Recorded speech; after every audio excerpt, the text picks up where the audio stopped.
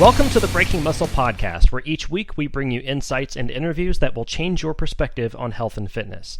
I am Pete Hitzman, your host and managing editor at BreakingMuscle.com. If I told you that there was an enterprise that charges its customer base $100 billion annually and fails to deliver what it says it's selling, you'd wonder how it could exist. If I then told you that the same enterprise causes irreparable physical damage to its clients, makes false promises, bends government policy to its will, and sometimes breaks the law altogether, and gets people hooked on mind-altering drugs, you'd probably demand an immediate investigation and lengthy prison sentences for those involved. But according to a new book by Cathryn Jakobson Ramin, that's exactly what's going on in the back pain industry. Crooked, Outwitting the Back Pain Industry and Getting on the Road to Recovery is a landmark expose of the snake oil salesmen, charlatans, and other shady characters who have been promising relief, but making the problem worse for decades. An investigative journalist by trade, Cathryn's exploration into the dark and bloody history of back pain treatment was motivated by her own lifelong suffering. The research she presents is as jaw-dropping as some of the stories she tells from inside the industry, from sham procedures to downright greasy business practices to lives ruined by poor practices and practitioners.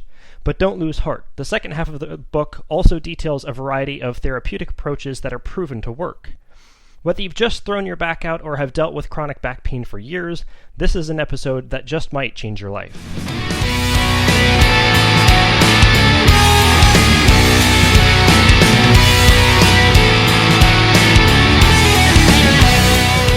Joining us today is Cathryn Jakobson Ramin. She is the author of Crooked, Outwitting the Back Pain Industry and Getting on the Road to Recovery. It's what I think is a very important book with reference to the general health and fitness concerns of everybody worldwide as the back pain epidemic, which we'll get into, has sort of taken hold. Cathryn, thank you for joining us today. And how is your back this morning? Oh, it's excellent this morning. Thank you. I had a kind of a rough spot after about 14 hours in a car driving from southern Oregon to northern Oregon, and then coming home and driving from where I live in the Bay Area to the Yuba River. That was a lot of hours in the car, and my response to that was to get into the gym on Tuesday and see what could be done about it. And when I left, I was skipping. Well, not really, because I try not to skip anymore. But it made a big difference for me.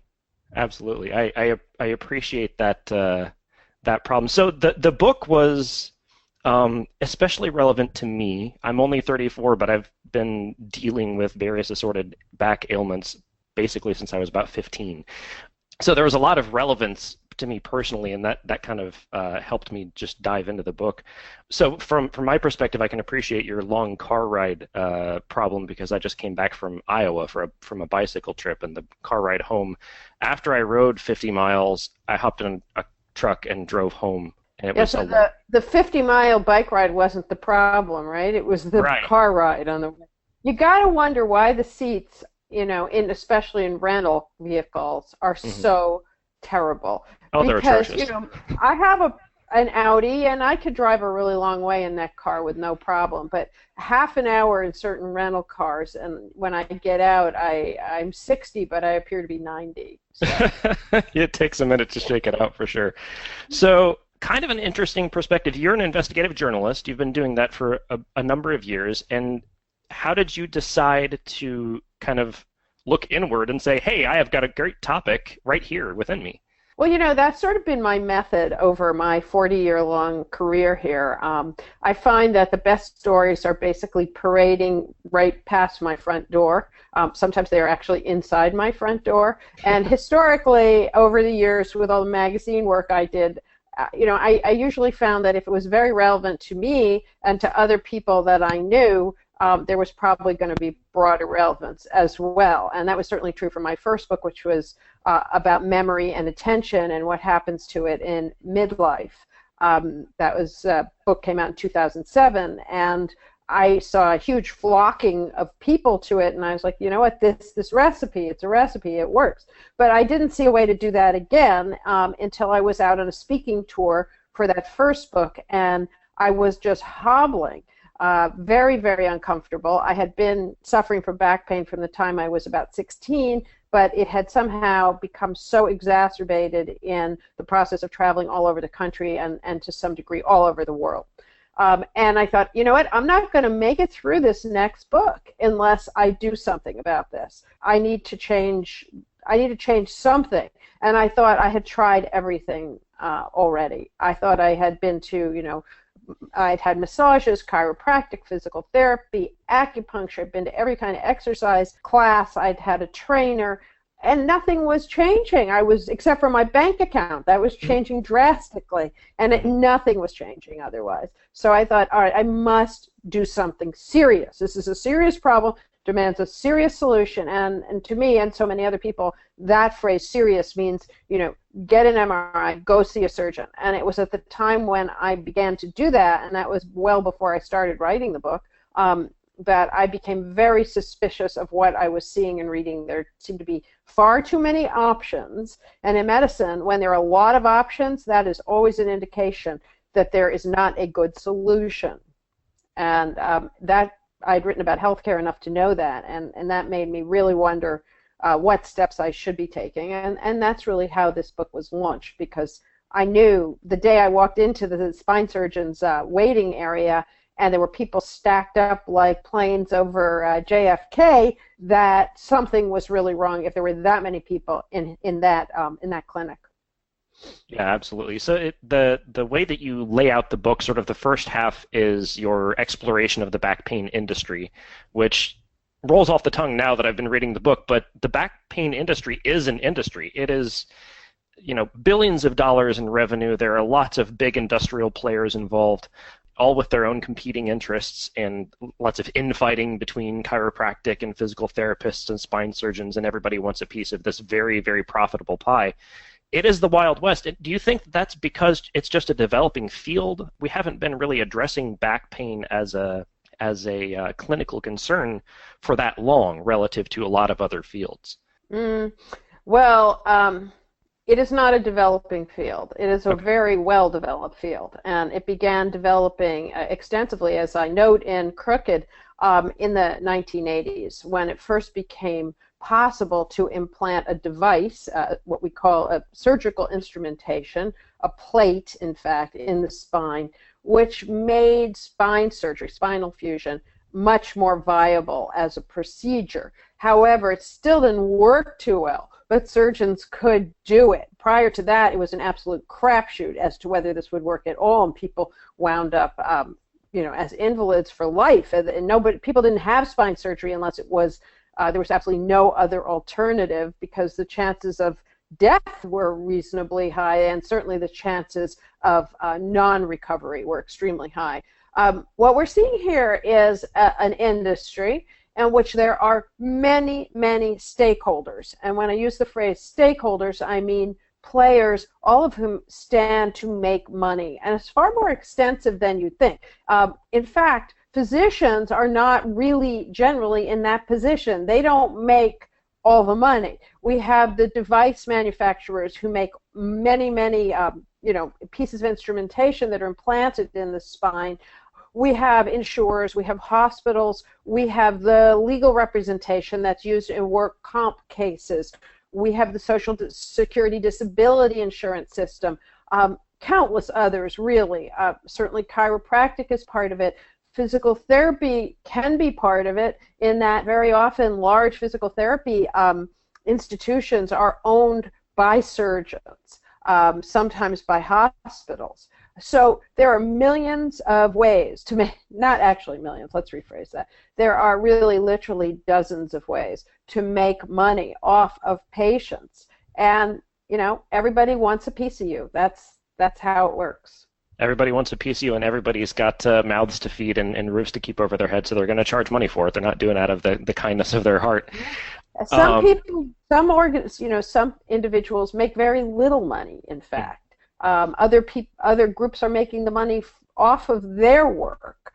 But I would say the pharmaceutical industry with opioids, the device industry with surgical instrumentation, all of the legal beagles around workers' compensation are making a lot of money. And hospitals, spine surgery in particular, is a profit center. And for the physicians, they're usually anesthesiologists who do epidural steroid injections and other spinal injections. That could be a way to make a lot of money as well.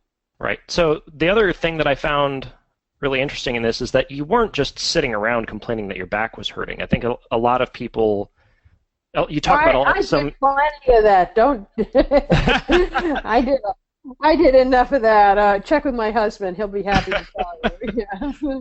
I did that for a while. But there's a big portion of the population, they hurt their back at work, or something happens and they have back pain, and then they just sit down and get injections.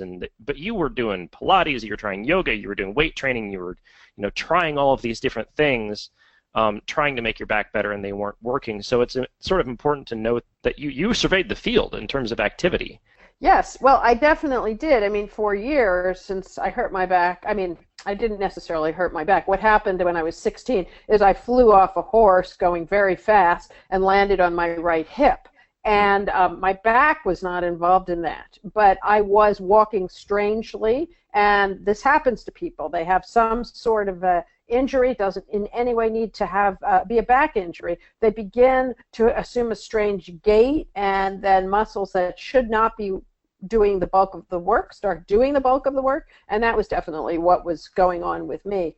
But yeah, I pursued all kinds of approaches, but I did it in a really scattershot way, not understanding what I really was looking for, what I really needed. And when one thing didn't work after a few weeks or a month, I was off to something else. And in retrospect, that's what most people do. They are, when you're in pain, you're not very good at making decisions. There are a lot of cognitive and neurological reasons for that. I just wrote an article for Aeon magazine, and that's spelled Aeon, about these neurological implications of chronic pain, and it's something that, I think your listeners might be interested in. So you just keep on saying, well, that's not working, I better find something else, without ever having any real understanding of what it is you ought to be looking for.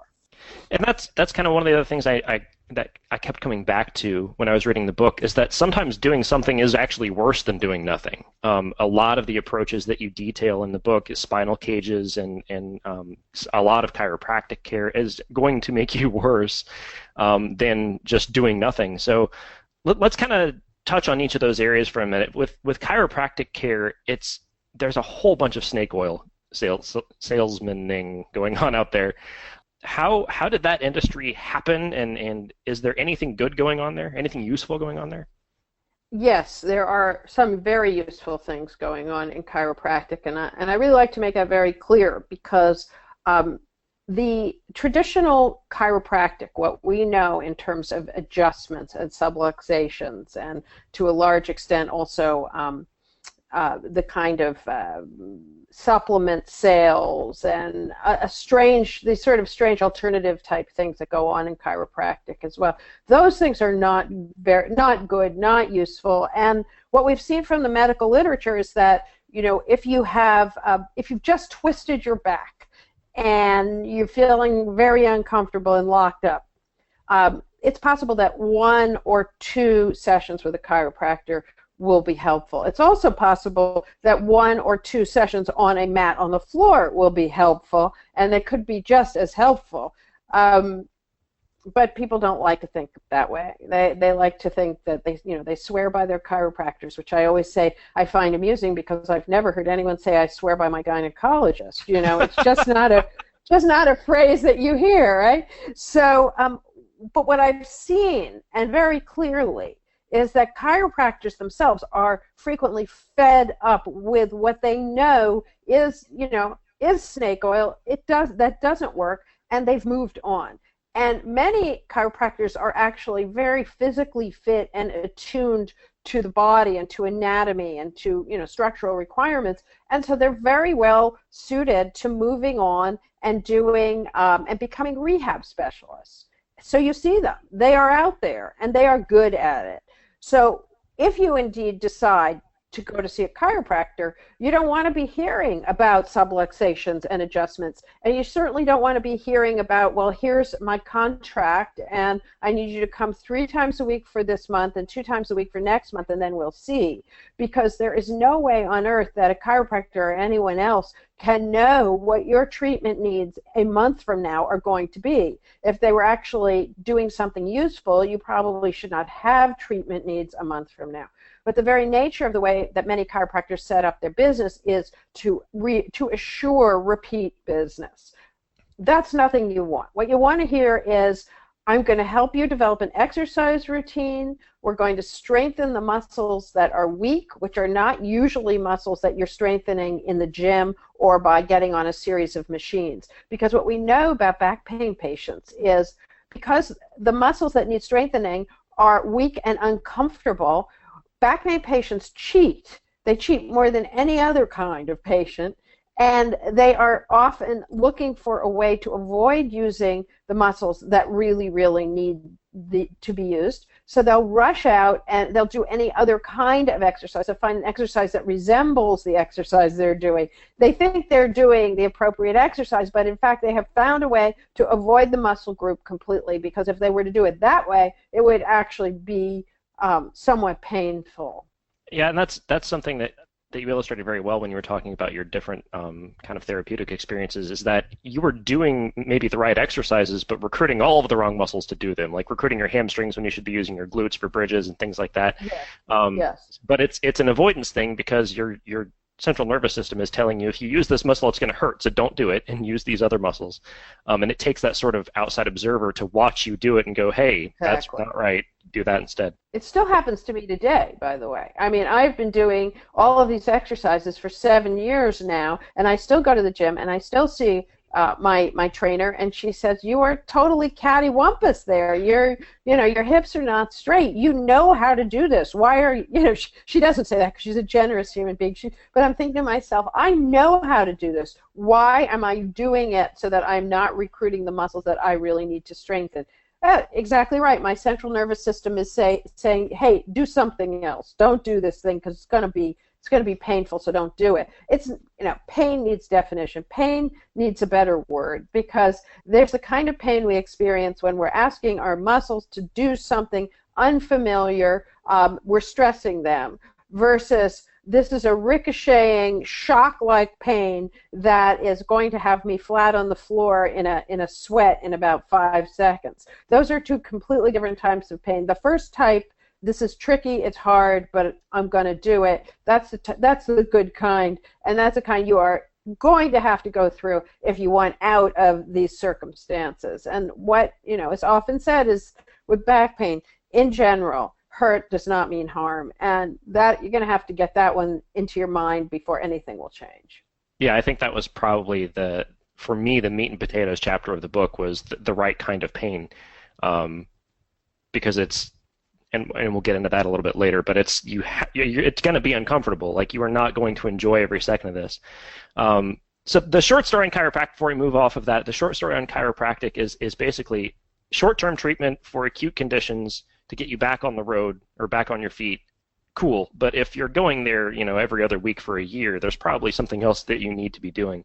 And that lines up perfectly with my own experience with chiropractic. I've been in and out of, a half a dozen different chiropractic offices, and the handful of times that I've had something very acute, like I kinked my neck sleeping on a crappy hotel pillow once in California, and I went to a chiropractor's office, and they had a massage therapist that worked in conjunction with the chiro, and I got the snot beat out of me for like a half an hour by this massage therapist first, and I thought she was gonna kill me. She had very strong hands, and then the chiro did her thing, and I walked out fine. Like, the next day, I was no longer in pain. Like, that is fantastic. But I have also I do want to say, before we get too far with that idea, that, as I mentioned in Crooked, as I discussed actually at length, there are some really legitimately good reasons not to have your neck adjusted.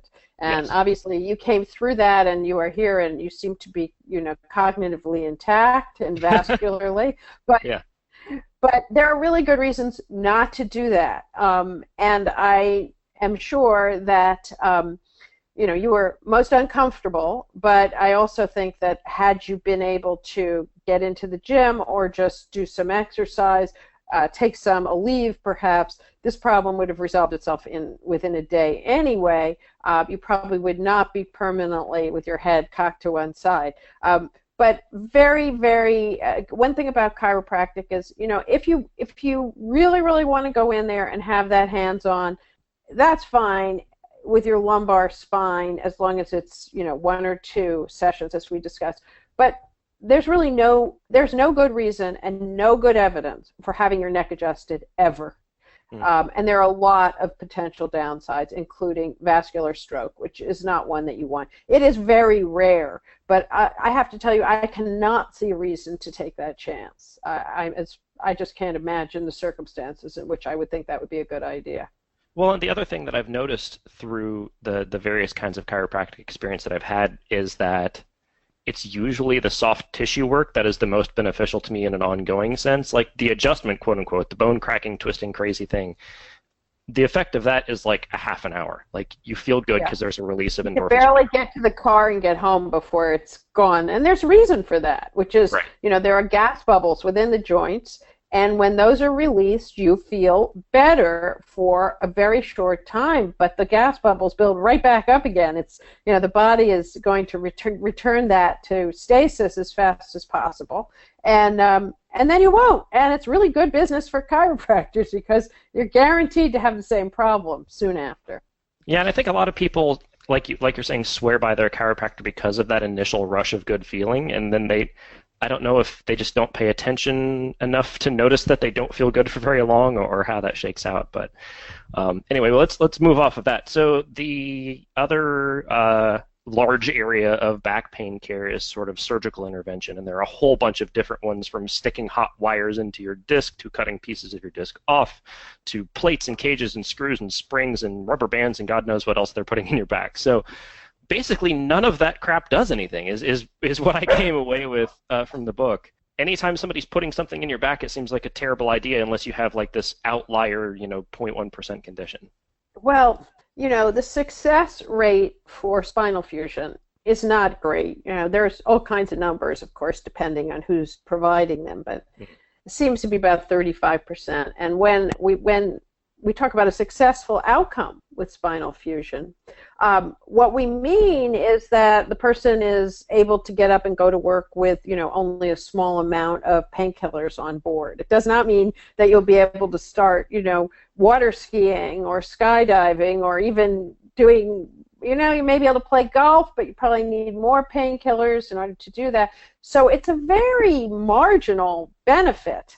Now, for some people, it's absolutely essential. There are people who develop such high levels of spinal instability that a spinal fusion is the best bet for them.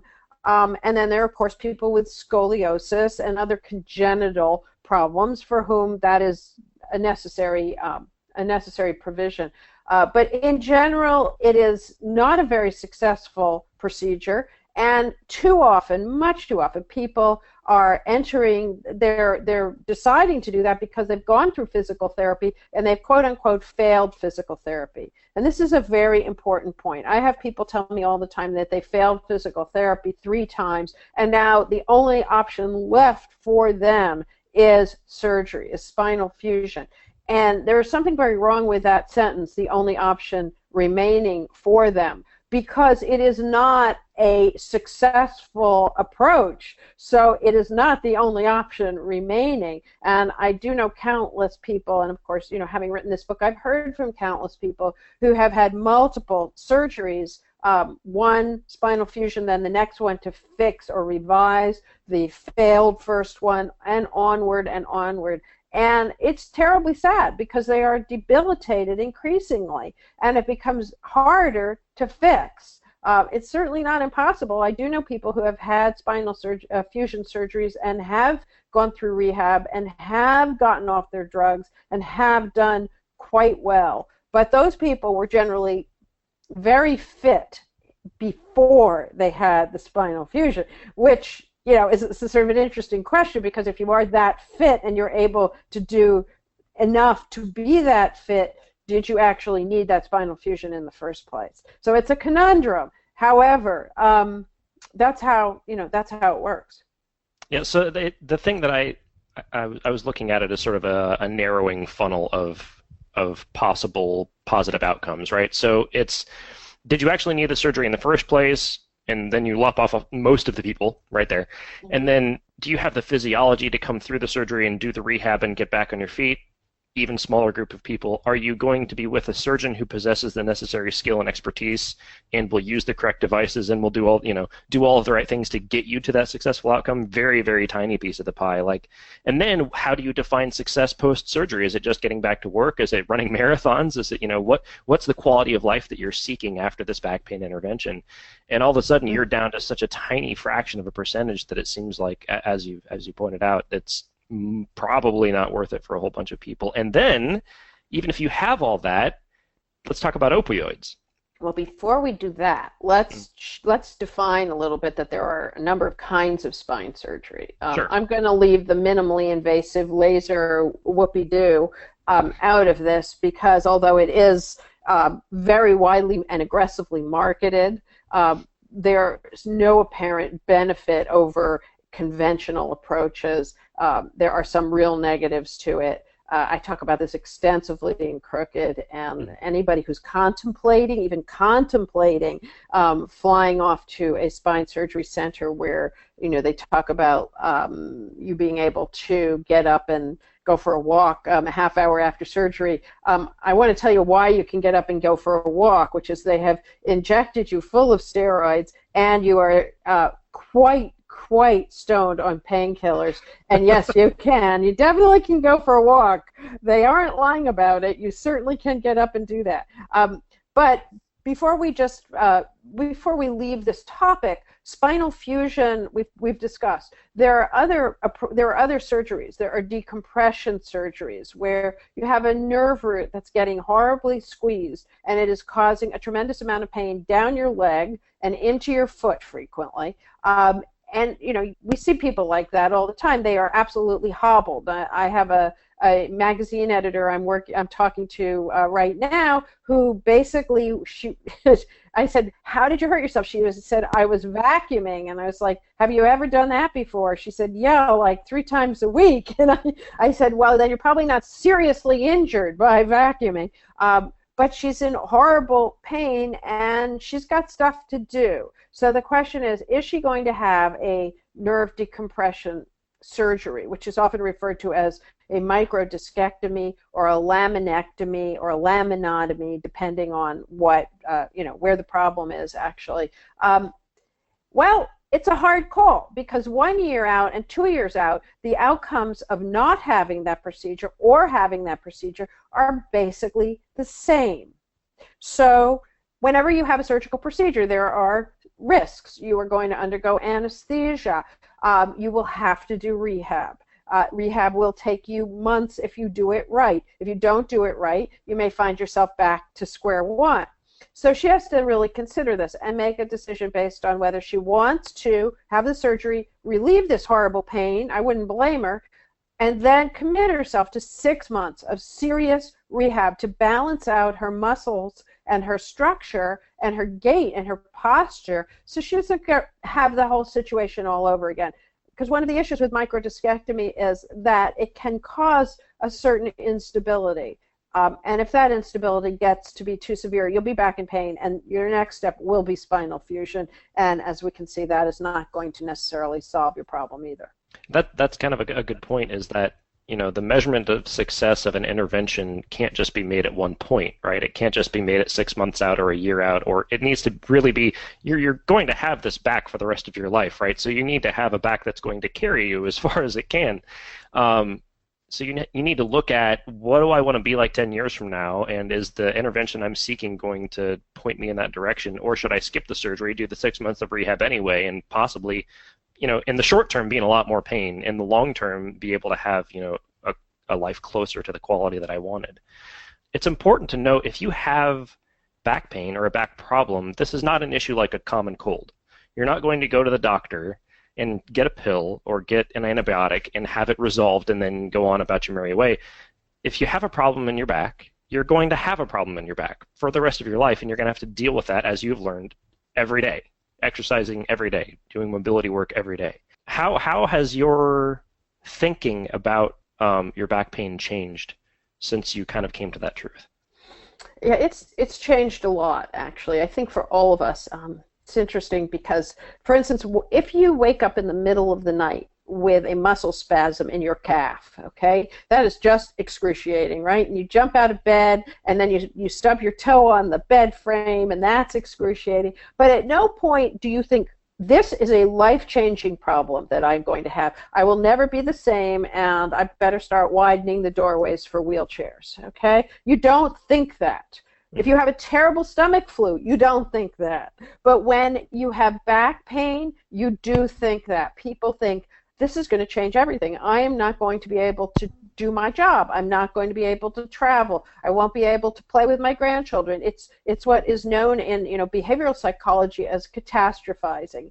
And although that's not a fun word to hear, that's exactly what we do. We are way out ahead of ourselves. So the way that my thinking has changed is I now know, okay, this hurts. How annoying. I am so irritated that I am in this position right now because I've just been in a car for 14 hours. But I know that if I get on my foam roller, which is actually a nubbly hard, very hard, nubbly foam roller, it's not one of those soft ones, and I get to the gym, then I'll be fine. It's not life-threatening. It's not going to alter my career. And that trip that you need to make mentally that takes you to the gym, that is the really hard one. Because everything in your mind is saying, you should go lie down. You should get on a heating pad. You should require someone to bring you lunch in bed. That is not going to solve the problem. And I know this so very, very well now. And what that piece of my brain that used to say, okay, go take a hot shower, go lie down, take the rest of the day off, now says, rearrange your schedule, get to the gym, get in the pool, do something, get moving.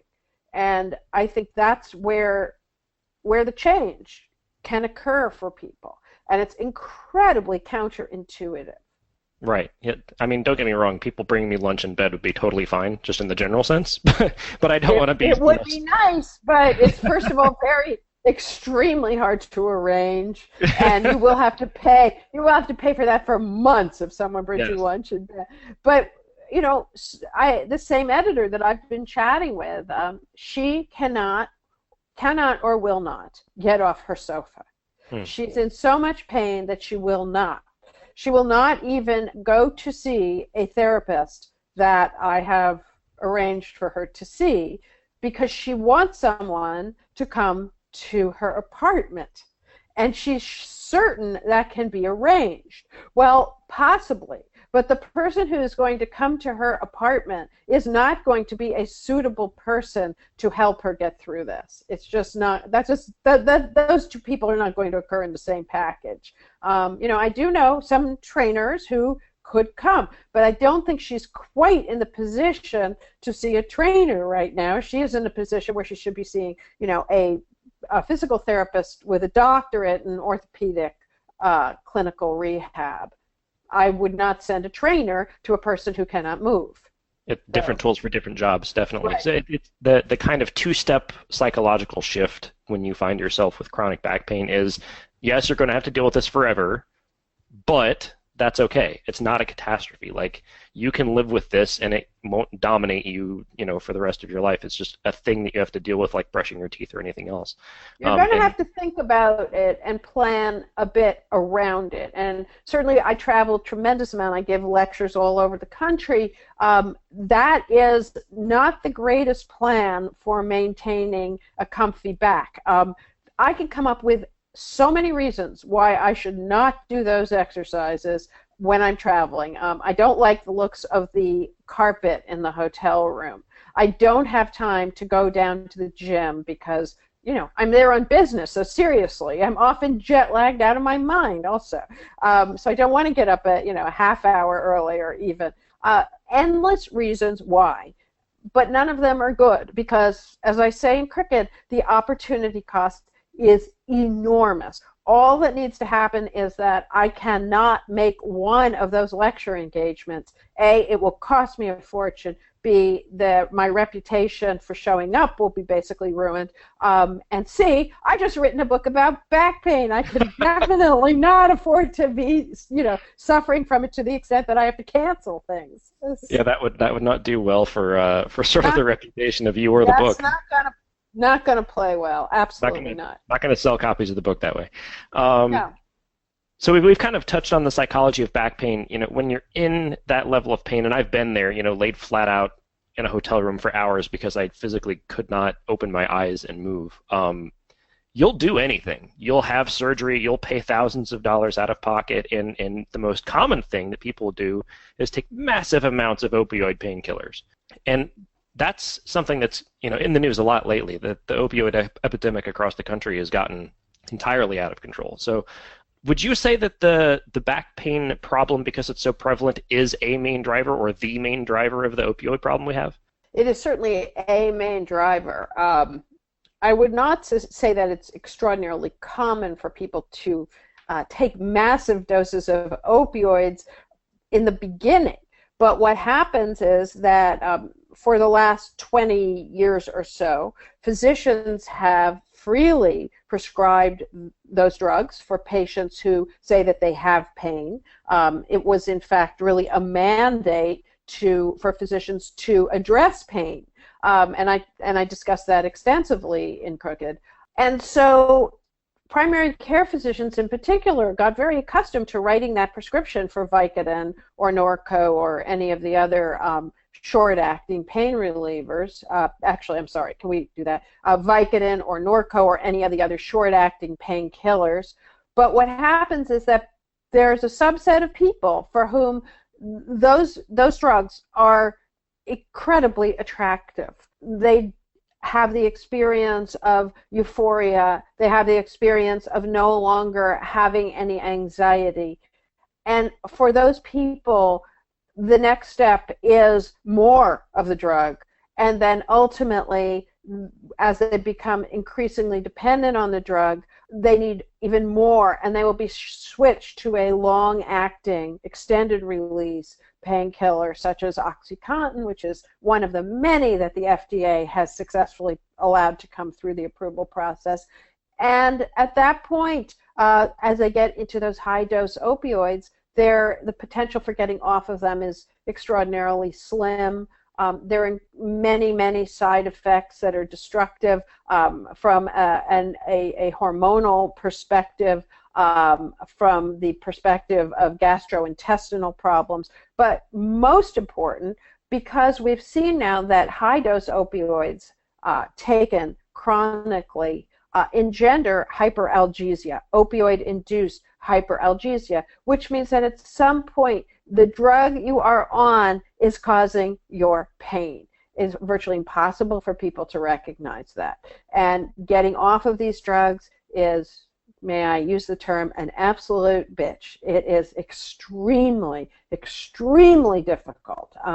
People I know who have done it say that nothing they have ever done was more painful or more horrible for them over months and months. So what we're lacking in this country, and we're just beginning to see, are some chronic pain programs that actually address the need to taper off opioids and address chronic pain. There are lots of places to detox. Guess what? For a chronic pain patient, that does not work because they detox and then they have to deal with their pain and they go, oh my God, I've got pain. I'm going to have to get back on the drugs. And it's absolutely cyclical. And I'll be back in detox. No way, no how. Doesn't work. What does work typically is for a person to enter a chronic pain program where there is a detox program integral to that, but the physical rehab part is extremely important. And I'm actually working on a piece now about those programs, which unfortunately insurance does not like to pay for, I might add, and it's very, very challenging for someone to get into a program and have it work financially for them. This is something we have to work very hard to change from a public policy level. It's something I'm also involved in working on. Yeah, absolutely. I think, again, this is where the book really spoke to my own experience. I've had a couple of sort of catastrophic injuries, shattered my collarbone and blew my ACL and had surgery and all those things. And because I was cognizant of the danger of, high caliber painkillers, I kind of knew that I needed to be careful, but I never really understood until you've had those drugs in your system, like you don't really understand how easy it would be to just want more of them, right? Like, yeah. I never understood, being addicted to OxyContin until I had half a dozen of them after my knee surgery, and I went, oh, okay, I get this now. And so I got off of them as quickly as possible because it was like, it's a dangerous thing. It makes you not care. It's not just that it relieves your pain. It relieves your ability to be motivated about anything. And you touched on that in the book as well. People end up being on disability for the rest of their lives because the drugs that they're on to manage their pain completely scuttle their willpower to do so much as get off the couch to make a sandwich. That's right. Well, what I describe in the book is that I had my own little run through with minimally invasive surgery before I better understood what it was all about. This was obviously before I started writing the book. And afterwards, a day later, I was called a friend, and I said, guess what? I am walking all over the parking lot here, and I am feeling absolutely great. And, I've never actually felt better.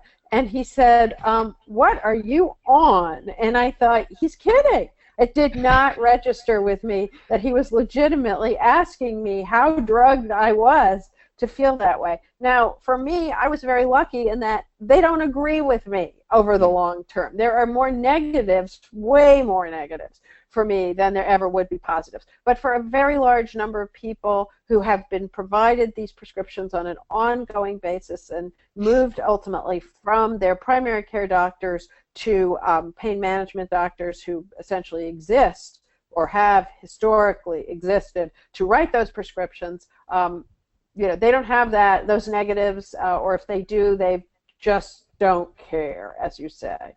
Yeah, it's a tragic thing because a lot of people, otherwise well-intentioned and hardworking and very intelligent people, they just don't know what they're getting into.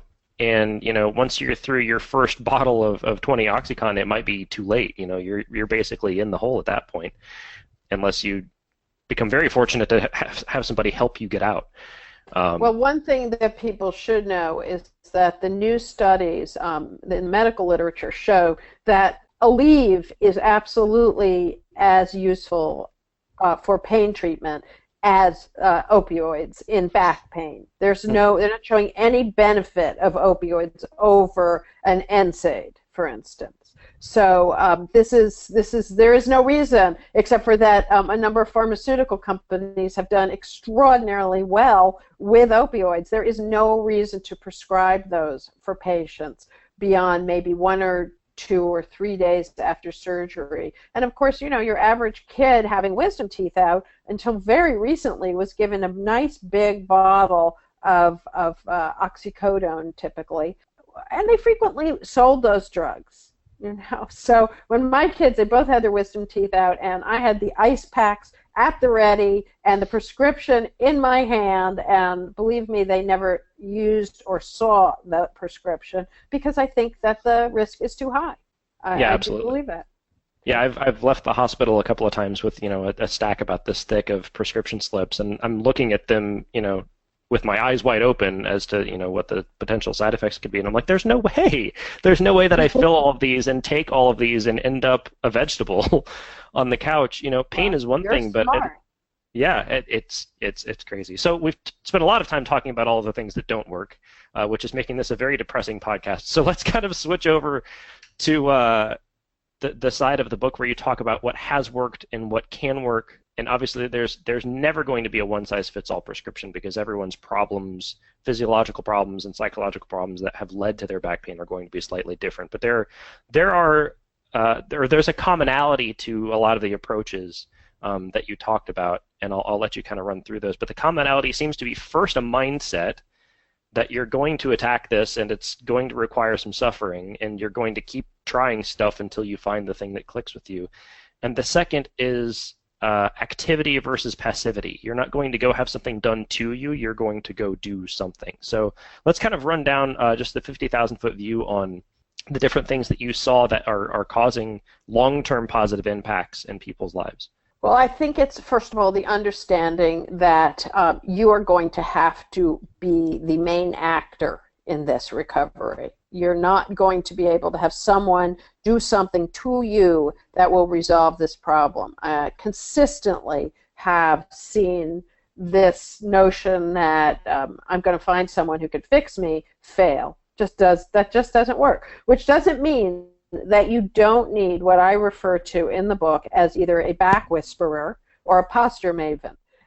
Either way can be very successful. What you really need is you need a coach who has the right mindset and the right knowledge. And in the book I describe very clearly how to find that. You know, what organizations actually provide the names of people who can be helpful in this way. Talking about what you don't need. You do not need a shrink who says, I'm so sorry about this, let's talk about your childhood. You do not need a physical therapist who says, does that hurt? Oh, I'm sorry, let's not do that. You're going to need somebody who has self-confidence, great self-confidence. And the woman who I described in the book as Diana, the goddess of exercise, she's a little younger than I am, not much. She's very fit. She's very bright. She understands physiology and anatomy extremely well, and she knows how to push me. And we really very rarely enter a danger zone now, but I know how to explain to her when what we are doing is not right for me. It happens once every 6 to 8 months or so, where, for instance, I have an allergic reaction to kettlebells of any size. I'm very tall and extremely long from the hips to the shoulders. I mean, I'm not a freak, but very long-waisted person. And if you hand me a kettlebell and you tell me to pick that thing up off the floor or lower it slowly, I'm going to experience something that is not really safe with that kettlebell. There are a million other ways to skin the same cat, an expression I really don't like, but I seem to be using lightly because I love cats. And we can do that same thing so many other ways. So you need a person who knows multiple approaches to get to the same thing, who is not a one-trick pony per se. So these are the things you're looking for. Now, in all cases, we're human beings, we have patterns. We get stuck in those patterns. We sit at a desk all day. I tend to be slightly cantilevered over to the left because that's where all the paper is, and that's what I've got to read. And you know, the documents I'm typically reading, if they're on paper, they're in 4-point font or so. They're tiny. It's annoying. I have to highlight. I need to underline. I must make many stars. It takes intensive work. So I am really kind of bent most of the day, and I have to correct for that. And Diana knows that. She knows what my patterns are. She knows which patterns she has to reverse in a workout. And this is very successful. There are far too many trainers out there. You can obviously become a quote-unquote personal trainer with no certification, or with a certification that you can obtain extremely rapidly, possibly over the internet, and call yourself a personal trainer. Those are not the people that you're looking for.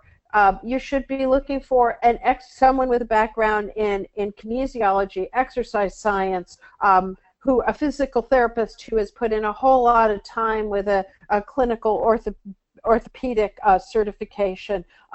People who are focused on the back, really understand it, put in the time, take the classes. That's a focus for them. These are things I believe that you need to look for. It's really interesting that you mentioned kettlebells, actually, because I'm sort of the opposite build of you. I'm long in the leg and short in the torso. And kettlebells for me have been extremely helpful to strengthen and stabilize my back. So it just illustrates, different tools for different people. I'm a disaster on any kind of machine because the machine levers and angles never seem to match my physiology. But kettlebells and barbells have, I hate to use the cliche, changed my life, but they really have. Like, they've enabled me and to do for many people, which is, I think, why every 8 months she hands me one. Just to check. Just to see if anything has improved. It never has. Right. But, we do the other types of exercises that we do have been incredible. And among them, I am a huge proponent. I'm a huge proponent of Stuart McGill's Big Three. These are, I find, terrific. All kinds of squats, all kinds of bridges and planks, and these have changed my life for sure. Plenty of pulleys. I don't do anything involving a weight stack because it's not the kind of gym it really is, except for these pulleys. TRX has been great, and I think variety is the spice of life here also. You definitely want to be working with someone who has great confidence in you and in that person's own knowledge and can change it up. Because first, I get bored very quickly. I don't even like doing 3 sets of the same exercise, although I do. But I get bored, and I sure wouldn't want to do the same ones every day in the same order. So somebody with that kind of original thinking and who's always out there looking for new ways to do what is essentially the same thing. There are so many ways. Well, for instance, we've been doing a lot of dead bugs lately. And that is working the same muscle groups in many ways that I'd be working if I do crunches. But crunches can be very high risk for people with low back pain. Should not be doing crunches. So the dead bugs are working the same muscles and very successfully from the looks of things on me. Yeah, we actually just put out a piece yesterday or the day before. Justin Lind, who ironically is a kettlebell guy, put together a 28-minute video on workouts to do core exercise without a single crunch, and it's that thinking outside the box. I'd love to see that. No, it's a lot of it's kettlebell work, so ignore that part. But yeah, there are a whole bunch of different ways to get this done. I've found, like you say, variety for me is a very important part of keeping my back happy and healthy. I do a lot of different training modalities and CrossFit, and a lot of people, CrossFit, high injury rates and stuff, but dude, CrossFit solved a lot of problems for me, especially in terms of back pain, because it turns out when you hang from a pull-up bar a lot, it helps to build all kinds of stability and decompress you and do some things. Well, they do say that the best place for a chiropractor to set up is just across the street from a CrossFit gym, but I do know that, and you have to think about this logically, right? A person who has a back pain problem and is feeling really crappy should not go right away to a CrossFit gym because it's going to be too much. And so in the book I describe various levels. For instance, perhaps a very deconditioned person or an older person might prefer Feldenkrais as a way to get started. That's tremendously, it's very gentle, but it really rejiggers movement patterns in a way that can get a person who can not move well moving again. Moving again is step number one. If you don't get to step number one, you certainly are not going to now work in a gym with a trainer, and you're never going to CrossFit, right, if you haven't started with step number one. So I talk about Feldenkrais, and I talk about some of the Tai Chi and related types of exercise and practices. And these could be great for someone who is no way, no how ready to go to a gym.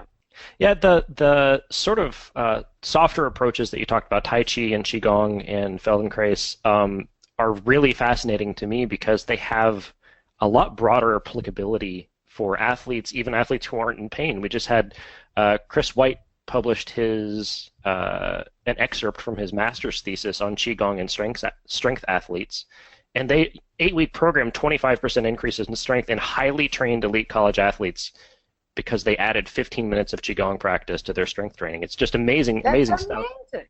That is amazing because, there's no lifting involved. There's really no strength training per se in it. But it educates I think the central truth is that it educates your mind in its relationship to the body and allows you to explore different potentials, if you will, that you never knew were available before. And for people suffering with back pain, it allows them to kind of explore that pain and compartmentalize it to a certain extent and realize, what impact different movements of their body are having, what's actually causing more pain, what's actually helping to relieve that pain, even if it's uncomfortable. There are a lot of really cool things going on there that nobody's really studied yet because there's no money in it. But there's, like you're saying, there are so many different approaches. There is not an excuse to do nothing at this point. One of the, and I don't know if you've heard of her, but one of the people who came up in my head a lot when I was reading your book is a CrossFit athlete by the name of Lindy Barber. Lindy started out in CrossFit a bunch of years ago and basically crushed her back under a set of back squats. One of her vertebrae split. And so she went to the doctor and they found out she has spina bifida and she has scoliosis and she has some other condition that I can't pronounce, but it starts with an S and has about 18 letters. Spondylolisthesis. That one. I can say it, but it takes me about 5 minutes to warm up my tongue before I say it. Excellent Scrabble word if you ever. Yeah, you just win. If you get that word in Scrabble, that's the end of the game. So she goes to the doctor, and the doctor says, well, we can do surgery and you can be in pain, or we can not do surgery and you can be in pain. And so she made what I would consider the very brave choice of not doing surgery, and she remains, to this day, a top-level CrossFit athlete with a fractured vertebrae.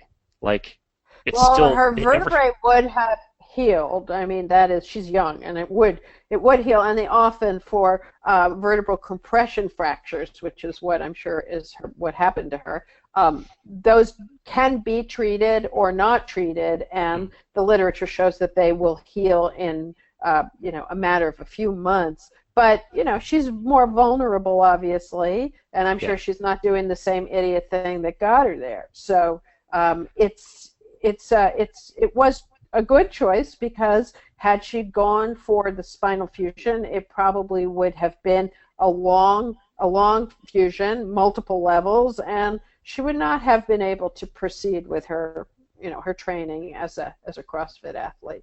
It's pretty remarkable. Hopefully, it is. It's amazing. It's great that she was able to do that. Yeah, she's got a heck of a story. You should really look her up and talk to her, because her story would. I think you just find it interesting.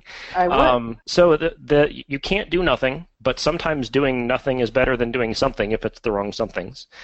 But the important thing is to kind of explore the limits of your pain. Explore, what it is that's causing it. Look at your lifestyle. Look at what you can change. Look at what you just have to mitigate, and look at what you're going to need to do every day to sort of make this big scary thing into something that you can shrink it down into something that's manageable on an ongoing basis.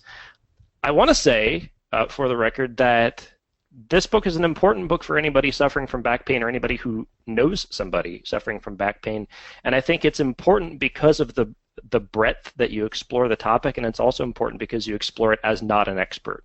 While you do have skin in the game because your back does hurt, you don't have skin in the game in terms of, you're not married to a certain approach. You're not making money off of, spinal cages and things like that.